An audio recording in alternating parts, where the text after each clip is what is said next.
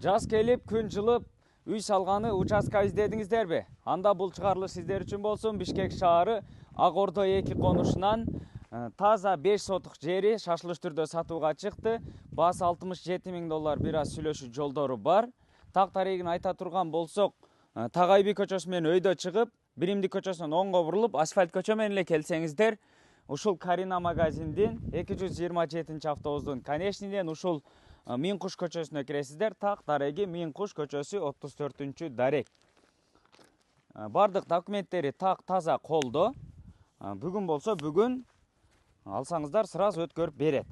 Андан ары чек аралары менен бир сыйра тактап көрсөтсөк, ушул көчө тарабы ушул пескаблоктон туш ушундай 25ке 20 болгон таза 5 сотук жер аянты. Бул тарабы тетиги ошо пескаблоктон бул жак жагы ушу заборго чейин бардык чек аралары такталган. Кызыл китеп, договор купля-продажа бардык документтери колдо. Анан айта кетсек, жалпы бул жерге мечит, мектеп, бала бакча бардыгы жакын жайгашкан. Мынакей, ушундай 10-9 болгон фундаменти дагы куюлган.